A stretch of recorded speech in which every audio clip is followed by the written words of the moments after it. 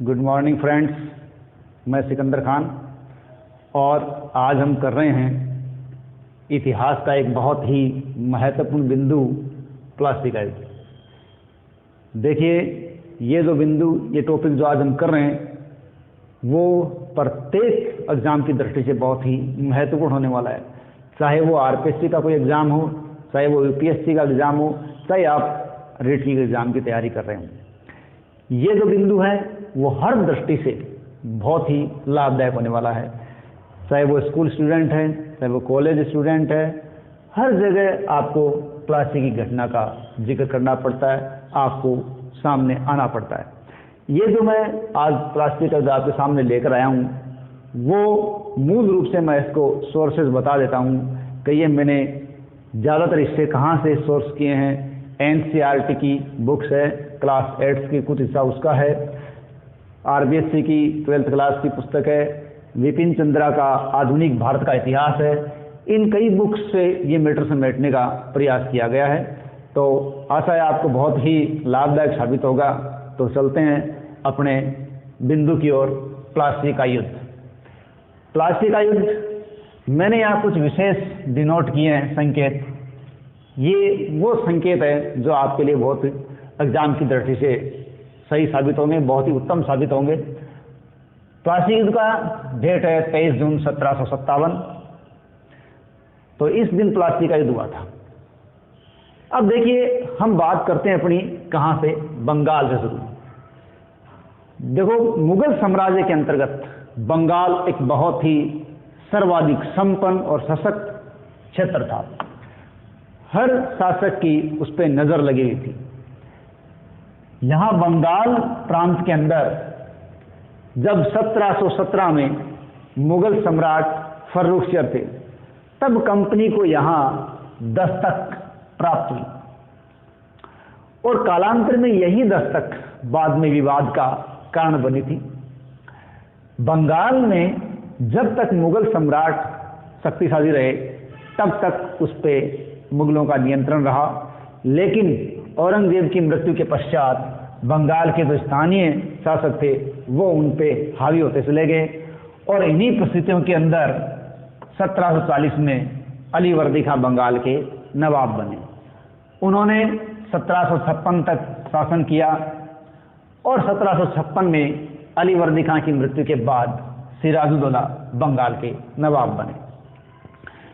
यहाँ इस प्लास्टिक युद्ध के कारणों में देखें तो हमारे सामने कई कारण निकल कर आते हैं, जिनमें राजनीतिक कारण, नवाब के प्रति अशिष्टता, व्यापारिक झगड़ा, किलेबंदी करना और आज्ञा पालन न करना, नवाब के शत्रुओं को शरण देना।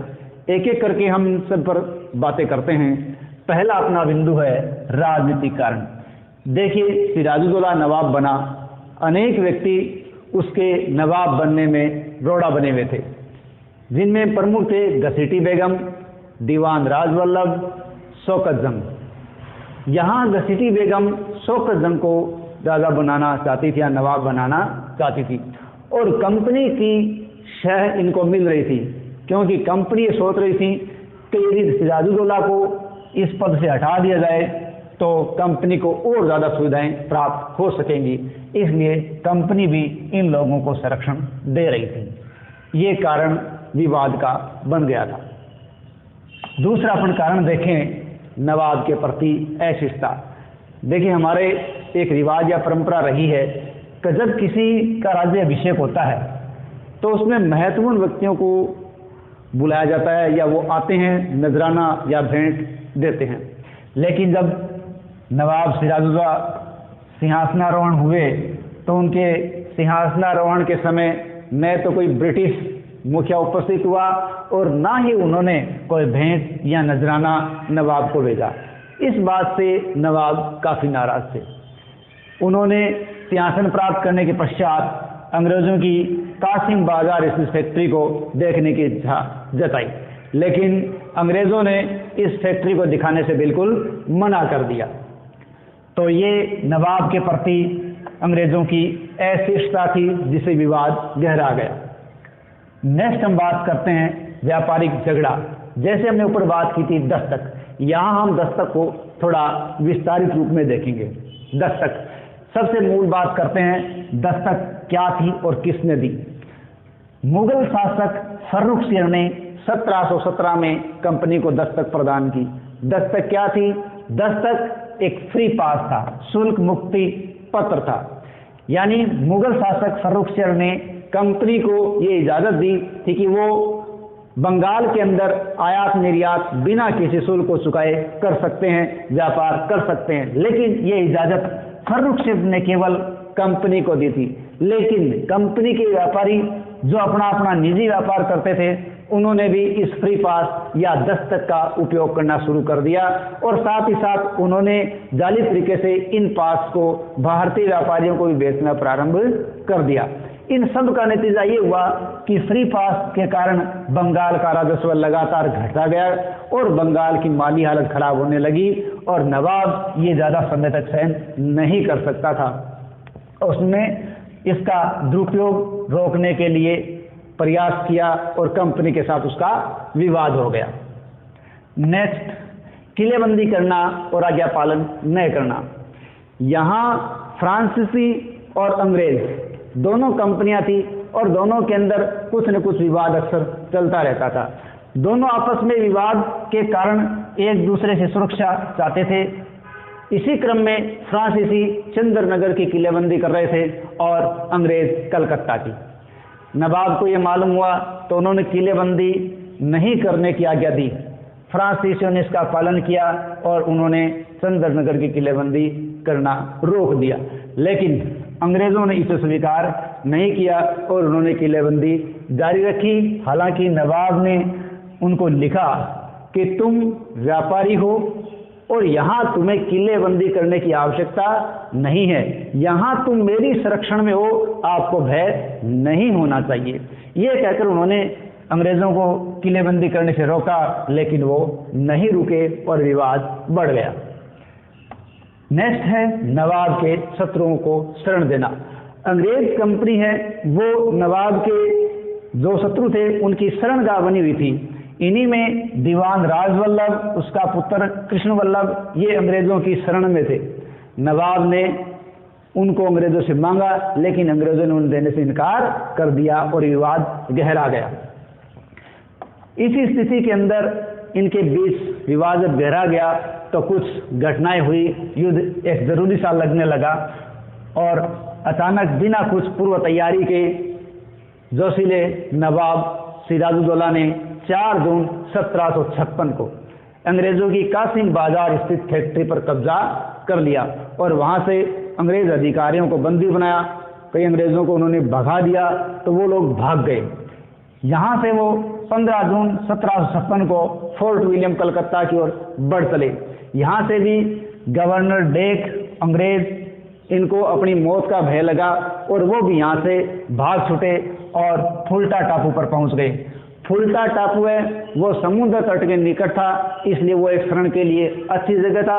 साथ ही साथ यहाँ से अंग्रेजों को मद्रास से सहायता मिलने की पूरी आस थी, क्यों कि मद्रास यहाँ से निकट था और अंग्रेजों की एक टुकड़ी वहाँ पहले से मौजूद थी। यहाँ से मद्रास से इनको पूरी आशा थी। यही एक घटना हमें देखनी पड़ती है और वो घटना है ब्लैक होल ट्रेजेडी। ठीक है, ब्लैक होल ट्रेजेडी ये एक बड़ी विवादित घटना है, क्योंकि ब्लैक होल ट्रेजेडी का हमारा भारतीय इतिहासकार कोई उल्लेख नहीं करता। इस घटना का उल्लेख हमें एक अंग्रेज शख्स J.Z. होलवेल के द्वारा ब्रिटिश सरकार को लिखे गए पत्र से पता चलता है। इस पत्र के तहत J.Z. होलवेल ने लिखा कि नवाब ने एक 18 फुट लंबी 14 फुट 10 इंच चौड़ी एक कोठरी के अंदर 146 अंग्रेजों को बंद कर दिया। और ये घटना कब की है? 20 जून 1756। 20 जून 1756 को 146 अंग्रेजों को बंद कर दिया इस कोठरी में। और अगली सुबह जब खोला तो उसके अंदर मात्र 23 व्यक्ति जीवित बचे। उनमें बचने वालों में एक शख्स थे J.Z. होलवेल, और उन्होंने इस घटना को लिखकर ब्रिटिश सरकार को भेजा था। तो इस घटना का जिक्र हमारे किसी भारतीय इतिहासकार के द्वारा नहीं मिलता और ये कुछ अंग्रेजी इतिहासकारों द्वारा ही लिखी गई है।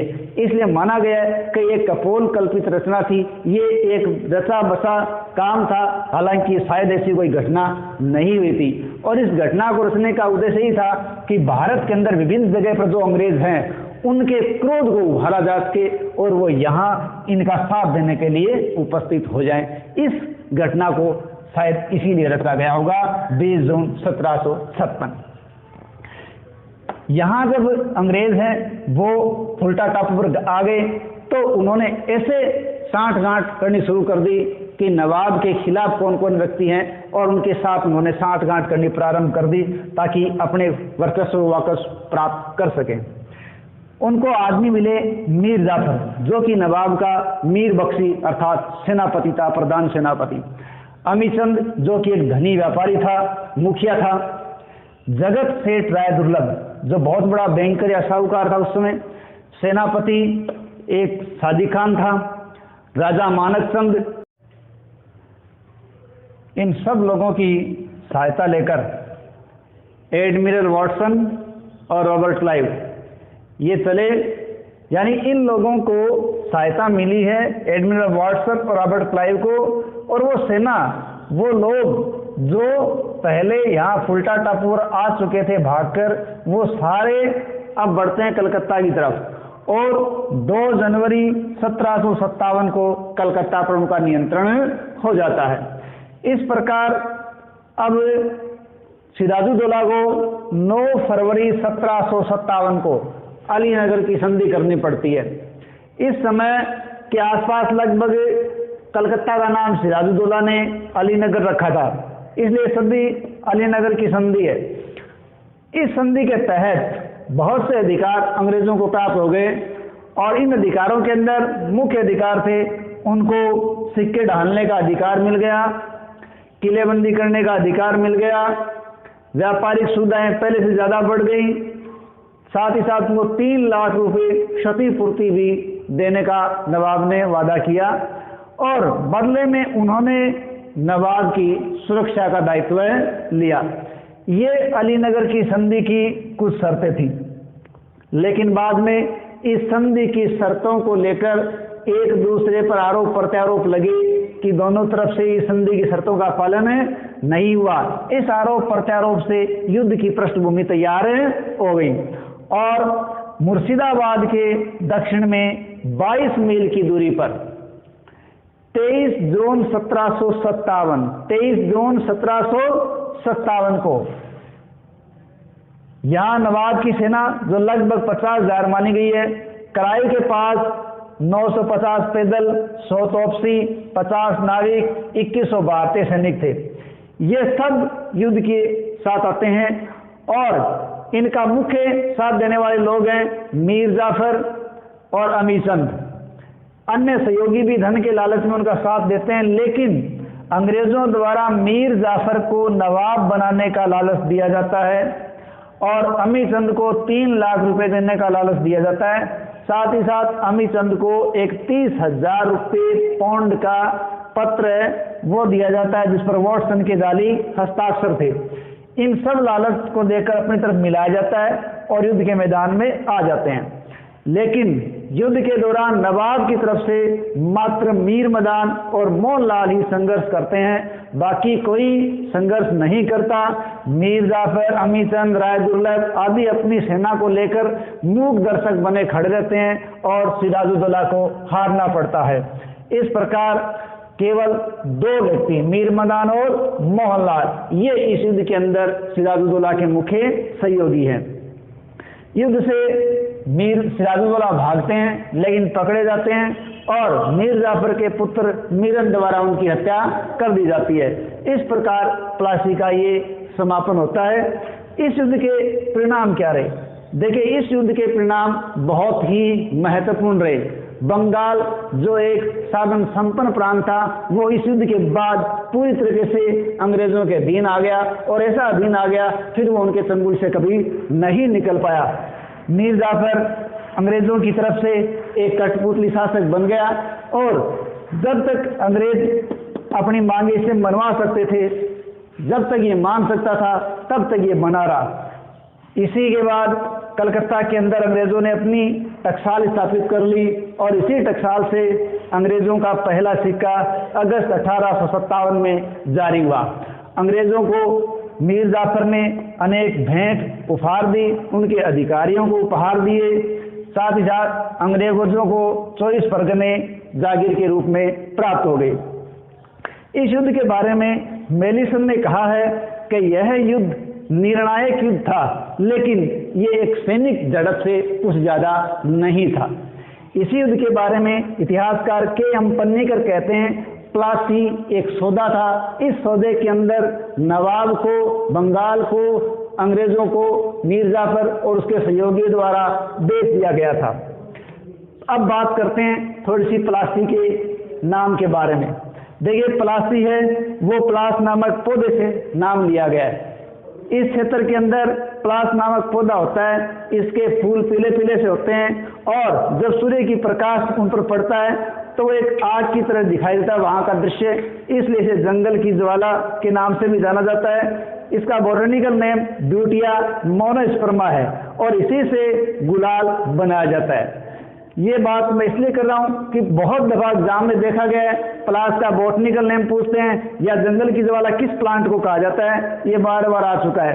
प्लासी है वो पश्चिम बंगाल के नदिया जिले का एक क्षेत्र है। इस प्रकार ये प्लासी का युद्ध भारतीय इतिहास में अपने आप में बहुत ही महत्वपूर्ण स्थान रखता है, जिस युद्ध के बाद अंग्रेज अपने आप को यहाँ स्थापित करने में कामयाब हो गए।